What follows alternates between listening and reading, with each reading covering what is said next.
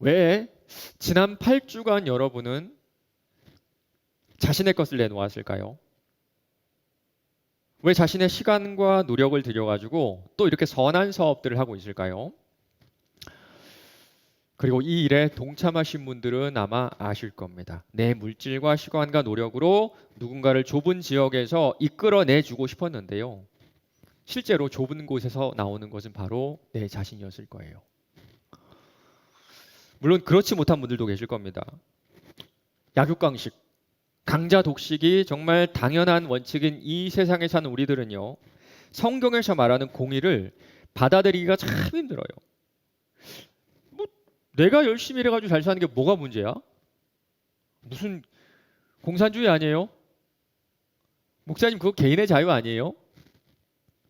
그런데 아직도 이렇게 생각하신다면요. 정말 큰 오해를 하고 계신 겁니다.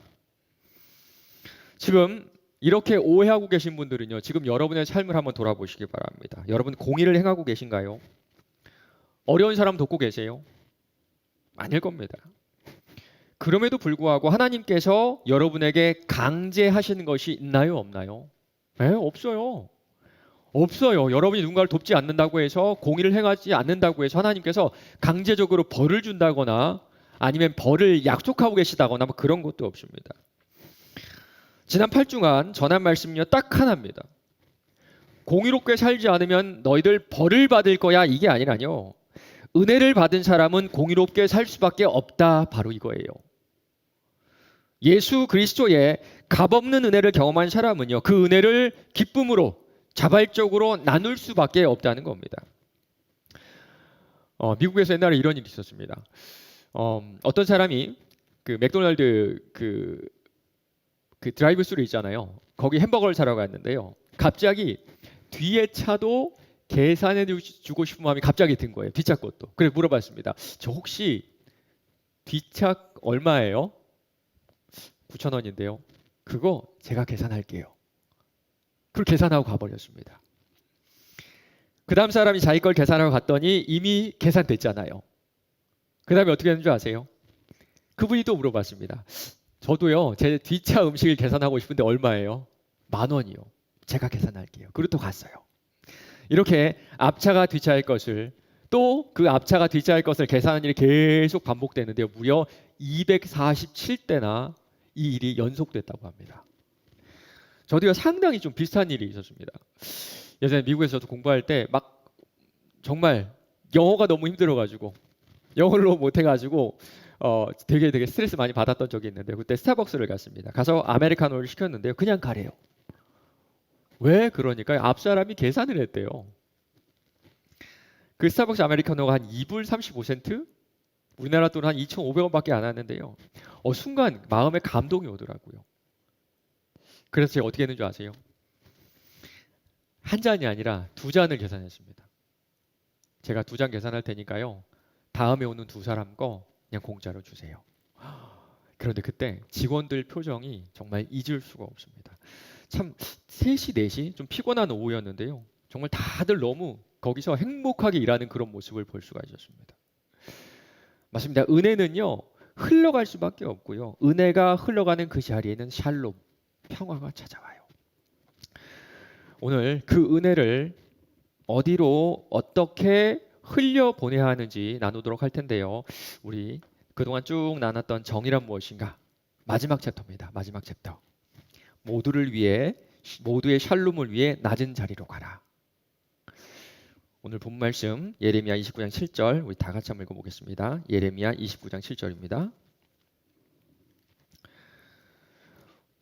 우리 앞에 보시고 우리 같이 한번 한 목소리 읽겠습니다. 시작.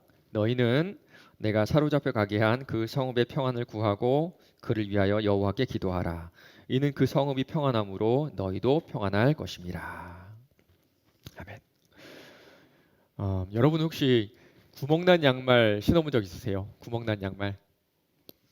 저는요 예전에 정말 중요한 자리였는데 이 구멍난 양말을 신은 적이 있습니다. 양말에 구멍이 난 줄 모르고 신은 거예요. 그런데 여러분도 아실 거예요. 그 엄지발가락 쪽에 구멍이 나잖아요. 그러면 처음에는 좀 작은데요. 이게 점점 커져요.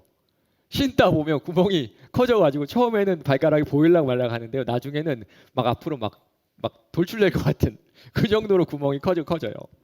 그러니까요, 아무것도 못 하겠어요.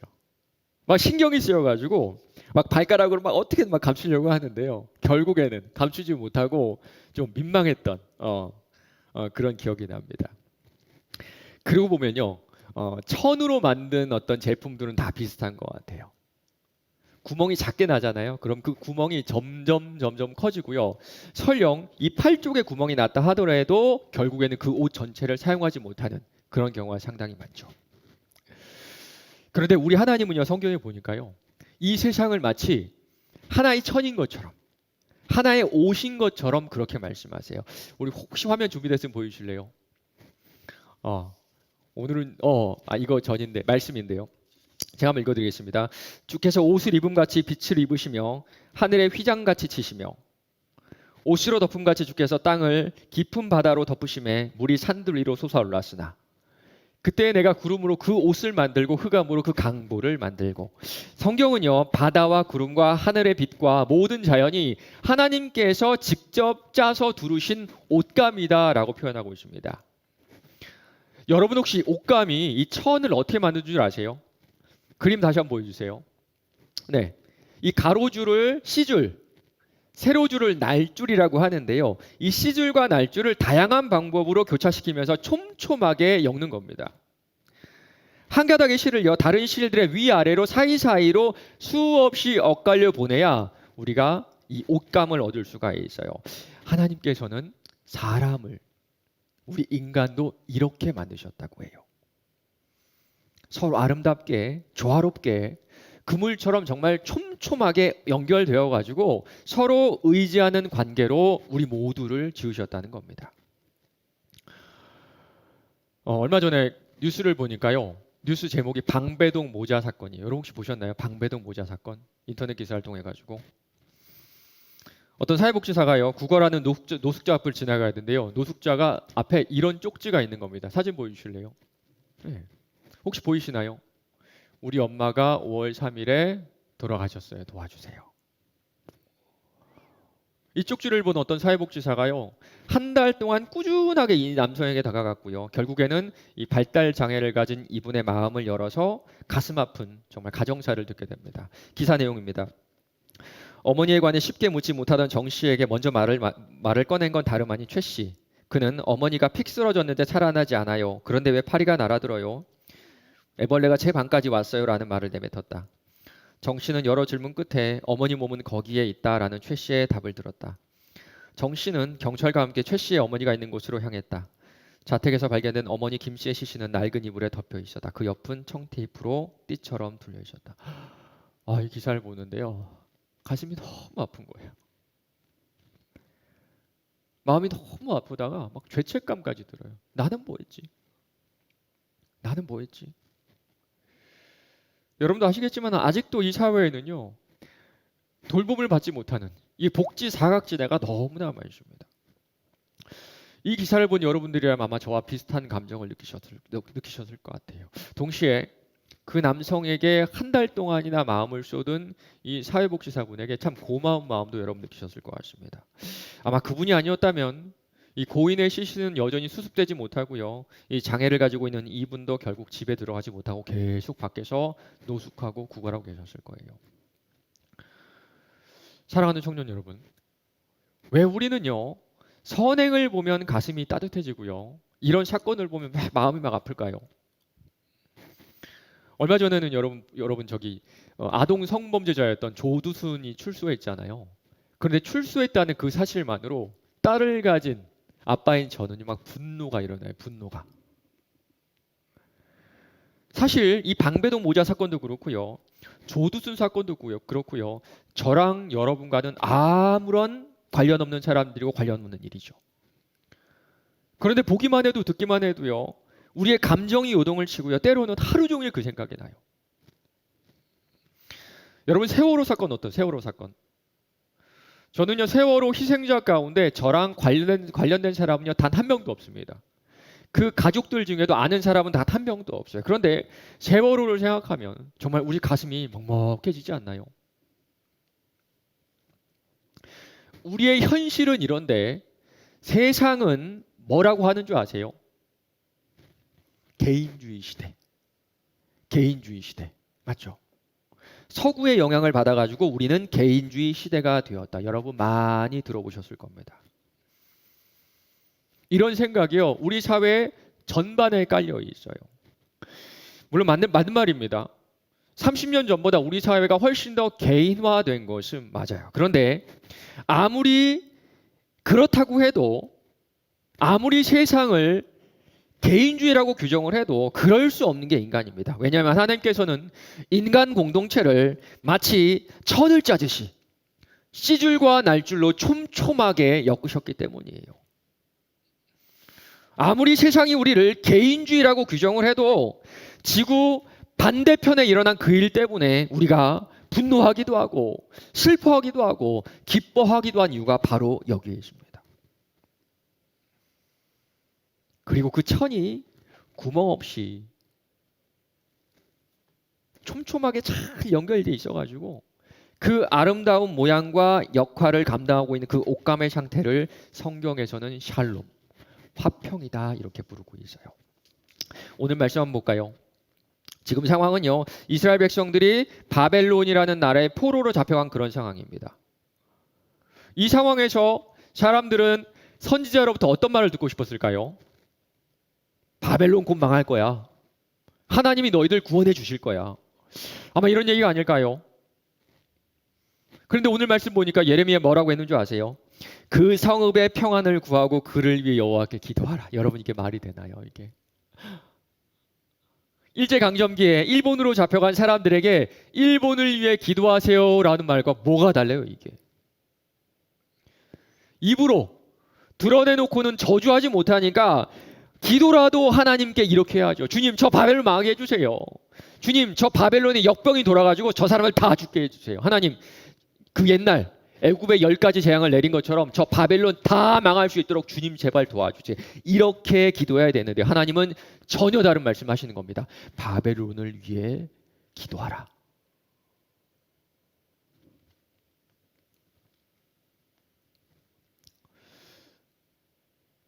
한국 교회의 지향점은 어딜까요? 누가 뭐라고 해도 개인 구원일 겁니다. 예수 믿고 천국 가는 거. 아마 여러분이 들어온 건 이게 전부일 거예요. 예수 믿고 천국 가는 거. 예수 천국 불신 지옥. 정말 개인주의적이죠. 물론 틀린 말은 아닙니다. 그런데 그 중간이 텅 비어 있어요. 그리고 성경을 보면요, 우리 주님께서는 그 중간의 삶에 대해서 훨씬 더 많은 이야기를 하시고 훨씬 더 중요하다 말씀하시는 것은 여러분 똑똑히 볼 수가 있을 겁니다. 마태복음 7장입니다. 이러므로 그들의 열매로 그들을 알리라.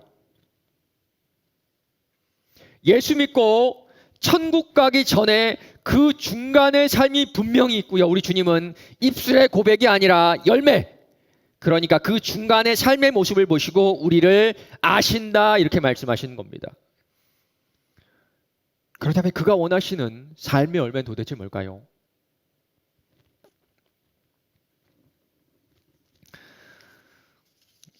제가 얼마 전에 여러분 셋째 낳았잖아요. 첫째 낳은 지 한 10년 됐거든요. 그러다 보니까 10년 전에 없었던 제도가 하나 생겼더라고요. 그게 뭐냐면요, 산후도우미라는 제도예요. 산후도우미. 산모가 아이를 낳잖아요. 그럼 몸이 많이 망가져요. 그래서 회복하는 데 상당히 오랜 시간이 걸립니다. 그래서 우리나라에서 산후도우미라는 제도를 두었는데요, 아침 9시부터 저녁 6시까지 산모를 전담으로 케어해 줄 수 있는 그런 전문가들을 집에다 보내줘요. 그 원래 가격이 상당히 비싼데요, 국가에서 한 90% 정도를 부담해 주고요, 이 각 가정에서는 10분의 1, 한 10% 정도만 부담하면 됩니다. 저희도 이번에 산후도우미 제도를 이용했는데요, 만약에 제 아내가 집에서 산후도우미 없이 저희 큰아이 둘과 신생아까지 돌봐야 했다면 아마 몸도 마음도 정말 많이 상했을 것 같아요. 만약 그렇다면 제가 교회에다 양해를 구하고 집에 가서 제 아내와 또 아이들을 돌봐야 했을 겁니다. 그렇다면 이번 9주 동안 나눴던 정의란 무엇인가 이 시리즈는 정말 불가능했을 것 같아요. 그런데 이렇게 나라의 사회복지 정책이 잘 되어 있는 덕분에요, 저도 설교에 집중할 수 있었고요, 저희 가정도 평안함을 찾을 수가 있었어요. 바벨론에 잡혀간 이스라엘 백성도 마찬가지였을 겁니다. 하나님께서는요, 포로 기간을 70년이라 말씀하셨어요. 70년. 70년이면 여러분 짧은 기간이 아니죠. 그렇다면 바벨론 사회가 안정이 되어야 포로였던 이스라엘 백성들의 삶도 그에 따라서 안정되지 않았을까요?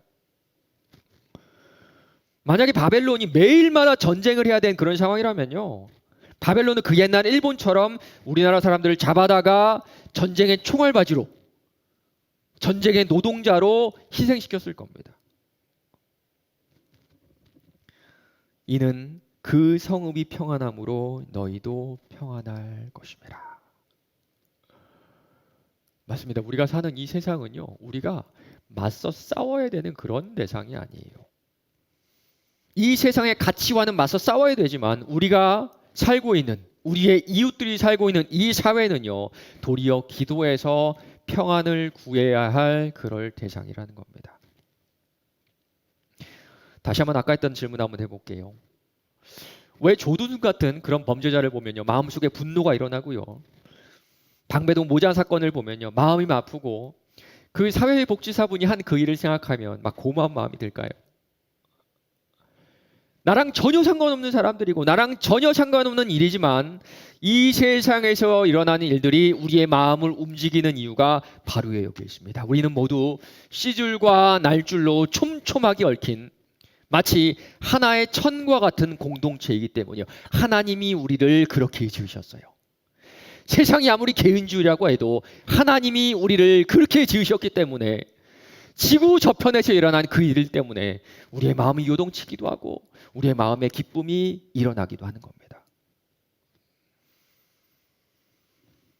그리고 우리가 정말 촘촘하게 조화를 이루면서 아름답게 얽혀 있을 때만 옷감이 옷감으로서의 역할을 다할 수가 있어요. 맞습니다.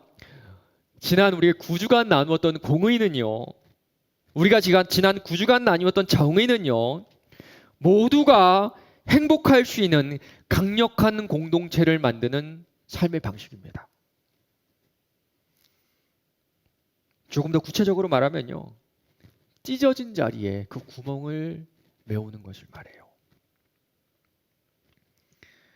사람이 사람답게 살지 못하는 그 자리, 사람이 인간의 존엄함을 지키지 못하는 그 자리, 부모를 잃은 아이들의 삶의 자리, 삶의 마지막을 외로움과 추위와 가난으로 가득 채우고 있는 그 자리, 1kg에 70원, 하루 종일 100kg 모아야 고작 7,000원을 버는 그 자리, 완전히 비어버린 그 구멍을 막아서 하나님이 원래 창조하신 아름답고 조화로운 옷감으로 회복시키는 것이 바로 하나님께서 말씀하신 공입니다.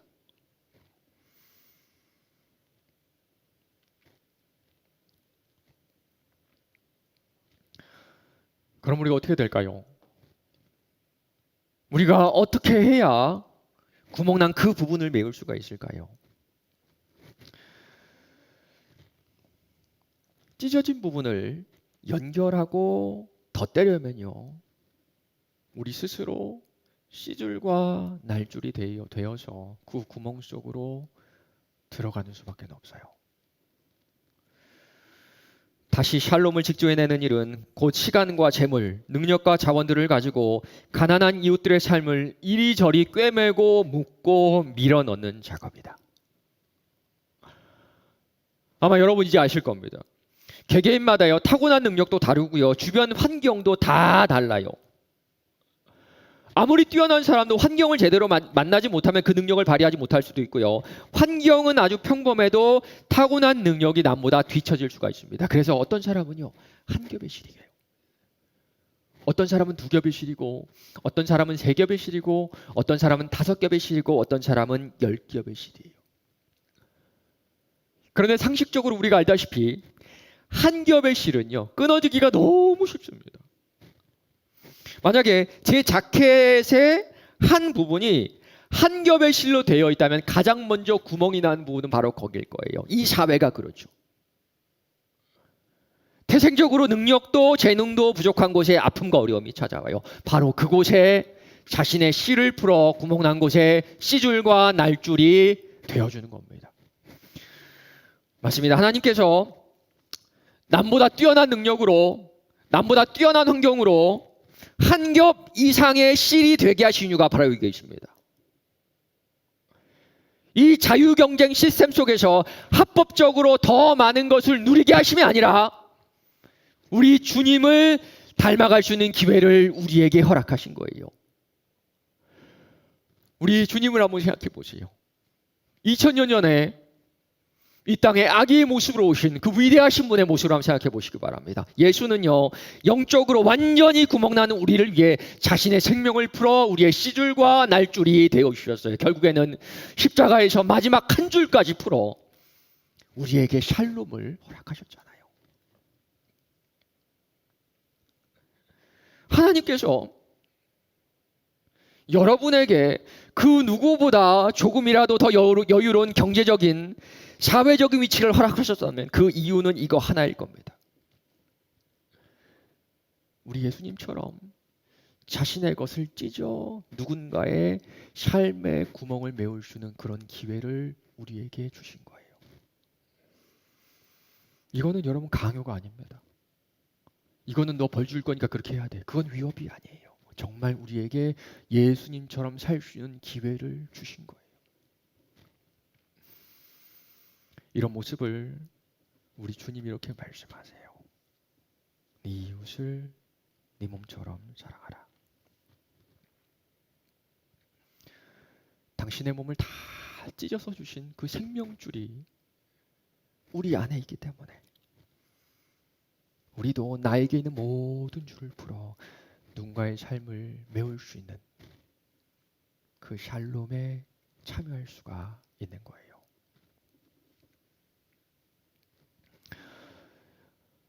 이번 시리즈를 통해서 여러 번 읽어드렸지만 여러분이 심판대 앞에서 꼭 듣게 될 그 말씀 제가 다시 한번 더 읽어드리겠습니다. 그때의 임금이 그 오른편에 있는 자들에게 이르시되 내 아버지께 복받을 자들이여 나와 창세로부터 너희를 위해 예비된 나라를 상속받으라. 내가 줄일 때에 너희가 먹을 것을 주었고 목마를 때에 마시게 하였고 나그네 되었을 때에 영접하였고 헐벗었을 때에 옷을 입혔고 병들었을 때에 돌보았고 옥에 갇혔을 때에 와서 보았느니라. 이에 의인들이 대답하여 이르되 주여 우리가 어느 때에 주께서 줄이신 것을 보고 음식을 대접하였으며 목마르신 것을 보고 마시게 하였나이까? 어느 때에 나그네 되신 것을 보고 영접하였으며 헐벗으신 것을 보고 옷 입혔나이까? 어느 때에 병드신 것이나 옥에 갇히신 것을 보고 가서 배웠나이까 하리니 임금이 대답하여 이르시되 내가 진실로 진실로 너에게 이르노니 너희가 여기 내 형제 중에 지극히 작은 자 하나에게 한 것이 곧 내게 한 것이니라. 말씀을 맺겠습니다.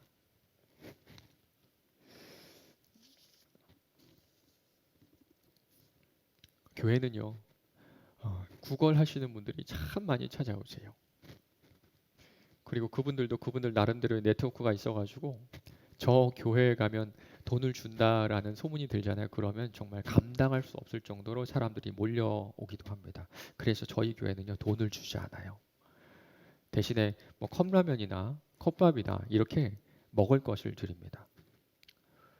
그래도 간혹가다 오셔가지고 막무가내로 돈을 요구하시는 분들이 있는데요. 그분들을 이렇게 교회 밖으로 나가게 하는 역할을, 그분들을 단호하게 거절한 역할을 제가 했습니다. 여러분도 아시겠지만 제가 좀 성질이 있잖아요.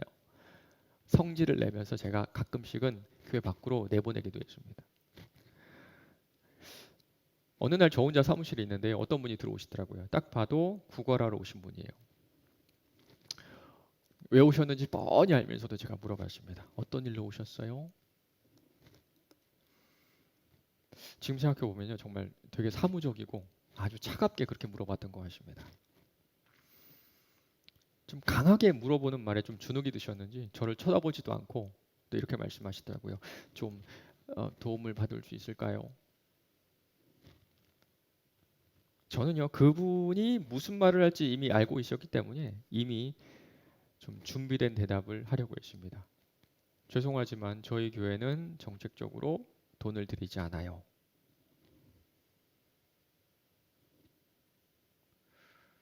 그런데 제가 그 말을 하기도 전에 그분이 이런 말을 하시고 뒤돌아서서 나가시는 거예요. 죄송합니다. 다시는 오지 않을게요.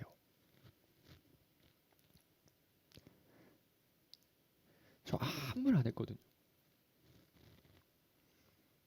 그런데 제 표정에서 이미 제 대답을 다 읽으셨던 것 같아요. 그 말을 딱 하고 뒤돌아서 가시는데 갑자기 제 마음이 되게 먹먹해지는 겁니다. 좀 이해가 안 되시겠지만 어떤 느낌이었냐면요. 제가 미국에 있을 때 저희 부모님이 오신 적이 있어요. 3년 만에 처음 뵙는 그런 때였는데요. 그리고 귀국하시는 날 공항으로 들어가시고 이미그레이션 들어가시면 뒷모습만 보이잖아요. 그때 그 감정이 드는 거예요. 거기 멈췄으면 좋겠다. 안 갔으면 좋겠다. 지금까지는 저런 사람들은 교회에 안 왔으면 좋겠다라는 마음이 있었는데 그 뒷모습을 보고 안 갔으면 좋겠다. 제발 멈춰줘. 그 제자리로 뛰어가가지고 지갑을 열었는데 딱 10,000원짜리 한 장이 있더라고요. 밖으로 막 뛰어나가니까요. 마침 엘리베이터 앞에 딱 서 계세요. 제가 돈을 드리면서 어르신 이걸로 식사 꼭 하세요. 그리고 다음에 또 오세요.